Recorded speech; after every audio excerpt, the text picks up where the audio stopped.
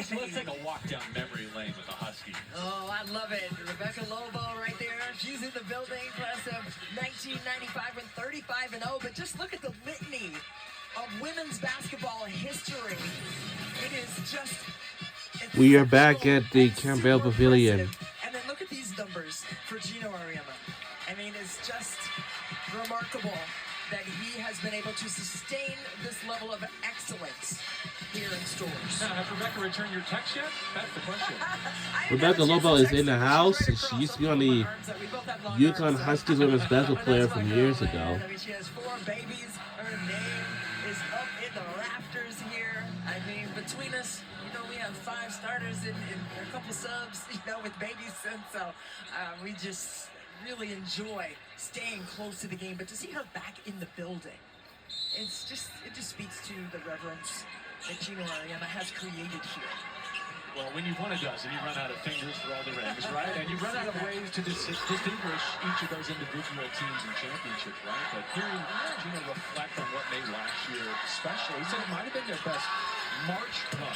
3 is good by AC Fudd. Strikes a 3. And then what he meant is that the intangibles may not have felt like they were all there at the turn of the calendar, January, February, and then all of a sudden the switch flipped. Yeah, no question about it. I mean, as a mom of 3, right, all kids are different. So all championships, I'm sure, feel differently for Geno Auriemma and his staff. I mean, Chris Daly has been next to him as an assistant coach or associate head coach for 41 seasons. 9 different Huskies have made a field goal, but Fudd is setting the pace. Well, her mom is wearing a shirt that says, "Fudd around and find out." And if you go under a screen or you don't close out, that's what you're going to find out. All 3 of those are going right through the bucket, tickling the toe line.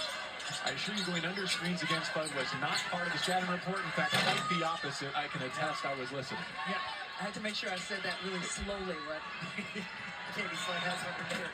Well, 3 is good by the Ramblers. Who has a 3 at Gamble Pavilion. Those transition 3s, we're working on that in practice. They want to get a copious amount of attempts up, right? Also crash the offensive boards if they can, because those rebounds are going to come off long if they miss. Ashlyn Shade. Shot is good Used it well. by Ashlyn Shade. She needs to get back in her offensive rhythm. Has really had a slow start to the season in terms of her ability to score the ball in a consistent manner. 1 of 9 in the first 2 games from range for Ashlyn Shade. Now using her defense to get a run out. As Fudd with her threads the needle. And UConn will keep it. Just a half a beat late. And you love that, though, if you're Geno Auriemma. You love to see Ashlyn Shade in the passing lane and pushing tempo the other way. Just couldn't corral the basketball in enough time to get it over to AZ Fudd for an easy bucket again in transition. 18 points off turnovers right now. The 34 points that Connecticut has on the board here at home. A big start to the season. I had a ranked Louisville group, and then Florida State. So they've defeated a couple of high majors. Ohio State is coming in next this weekend. Here's the bye game between them, and there's been no lapse. Geno Auriemma was impressed with how they played against Louisville, but he said, hey, they scored more points in the 4th quarter than they did in the entire first half in that one. So they have to be consistent with their defensive energy and discipline. That's what he wants to see moving forward on the defensive side. Shade sneaking in for an offensive rebound. Bounce pass from Strong, and she finds Woodward. Gets to go. Just with surgical precision right there. Baiting the defense to do what they needed them to do for that easy bucket inside. Nicely executed on the offensive end. So 4th assist and now a foul. Dare I apply like a position label to Strong? Like, it says forward in the roster. Do we even go anywhere near that? You just do #Hooper because of this. Look at her ability to set up her teammates. Perfectly placed down to the weak side.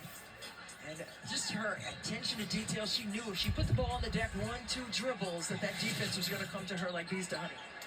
Described as the biggest Swiss Army knife you've ever seen. It's awesome to see it in person and to feel her defensive prowess. I mean, I've read that she led the nation in defensive win share last year.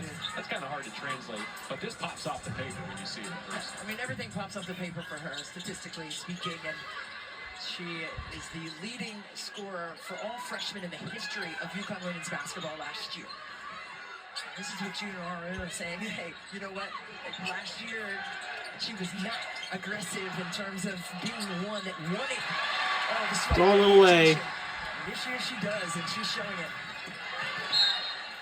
You want to add to our conversation on Sarah Strong? Yeah, I mean, Gino Auriemma himself said if there's an NBA player out there whose game mirrors Sarah Strong, it's Jokic, the Joker himself. And when I asked Sarah Strong about the comparison, she smiled and said, that's such a great compliment. He sees the court so well, as we just saw in that pass, that she was able to pass off for that dime. But just the fact that she thinks she does that as well. And when Sarah grew up, she actually modeled her game after Maya Moore. Her dad introduced her to that when she started watching the game and other UConn greats. We can take that just to go by But Sarah Strong. Give that one to go. She said she just wants to be more present and impact the game on both ends.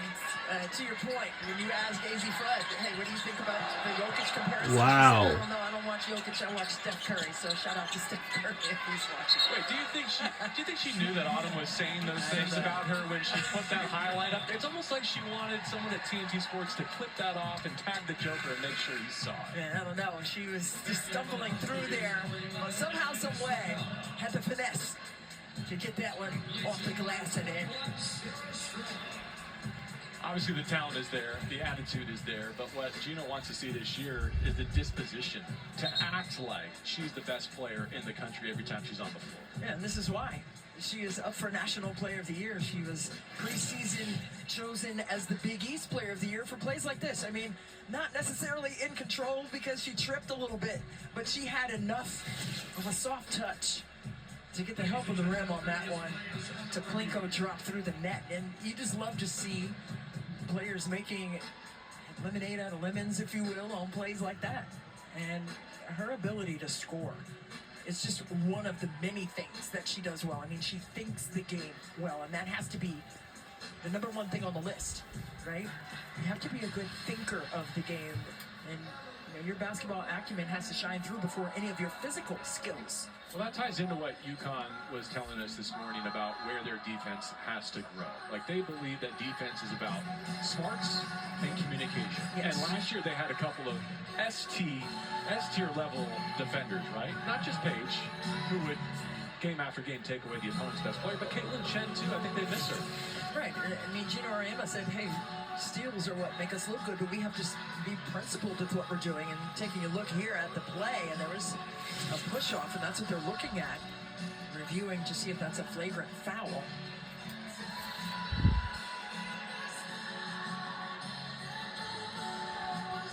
Well, it's one of his deepest teams, but that doesn't always translate directly to defense either, because they have to settle into their rotations and the roles they're going to play. Yeah, no question about it. I mean, and this is so early. It's just a sample size of what this team could become.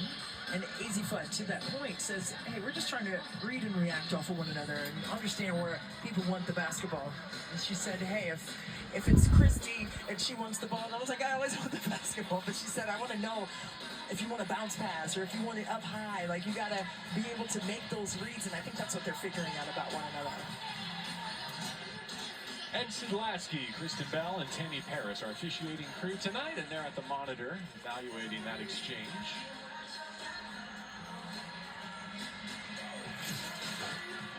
Was a foul faked here. Okay, look, let's see. Was it a foul to fake? Or fake to foul? That's one of the things that they're looking at this season with the officials. Had a nice chat with them recently. Some of the points of emphasis. And now you see the review is for flopping, or fake to foul is the proper verbiage for that review.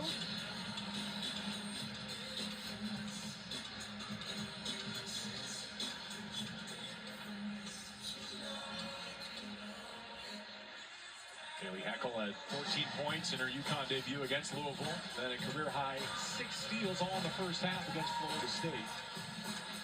She transferred over from USC, and USC's trying to do it. Take a look. That left elbow came up.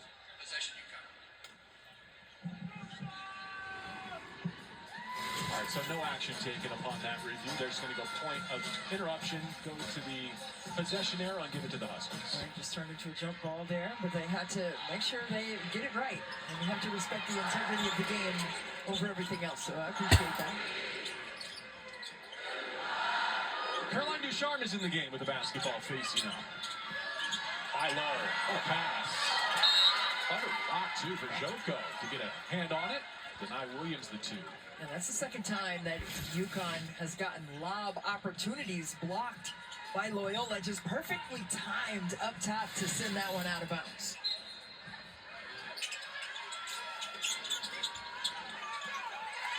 A reflection off the baseline trigger. 10 to shoot. Ashlyn Shade and UConn. The drive and dish. Nearly turned it over. But the Huskies will not only get it back, they also reset the shot clock.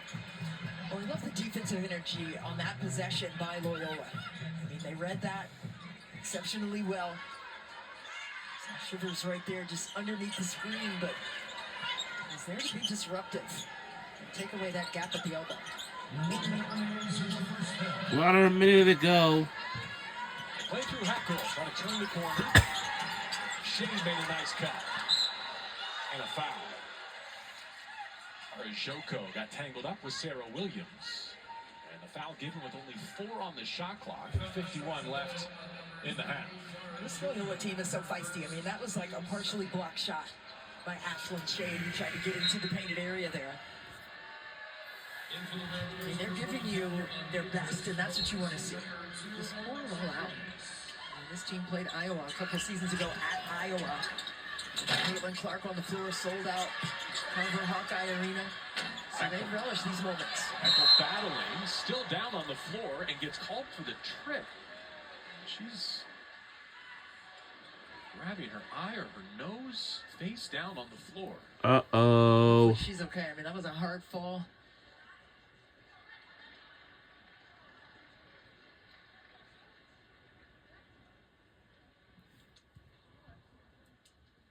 Here's what happened on that previous possession. Right there. Ooh. Just all the way to the floor. And nothing intentional there, but that doesn't mean it didn't hurt. Get stuck in there like that. Putting your face in the fan.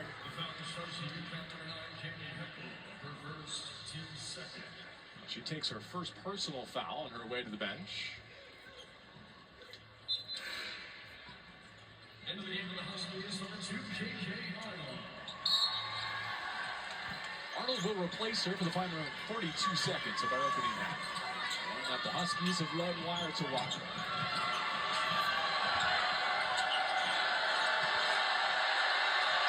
Kira Chivers working against the bell. That horn set and trying to get an elevator action out of it, but UConn blew that up. Williams on the switch. And single digits on the timer for Matus. Somebody's got to give her a ball screen. Joko with 3, turns it over. Shot clock turn off does not matter at all. Shot clock turned off. The final shot belongs to KK Arnold and UConn. Exploring off the bounce. Takes the contact. Count it plus a foul.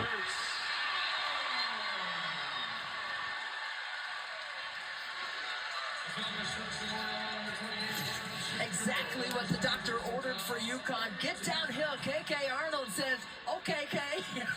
And got that deuce to go and just connected to the body and smooched off the window for an easy deuce and some great energy on the floor. Nice feel for a natural creator twice in this half to know when it was her turn to go get her own. Yeah. Hey, this is, everybody can eat, right? It's like, it can't be my turn, your turn. Right there, got a piece of the body trying to get the steal. There's got to be a good flow and cadence to the offense. And it's predicated upon how disciplined you can be with your defense. They got a great stop on the defensive side. No good. And they have 14 points in their scoring margin in that productive second quarter. To the locker room at 41-14. Coming up next, AT&T at the half. We'll send it to Lauren, Candace, and Renee in our studio with the Huskies. We will see you guys in the second half of the game. Loyola Chicago. We'll see y'all back here in the second half. Let's get a halftime break and we'll see you soon. Yeah.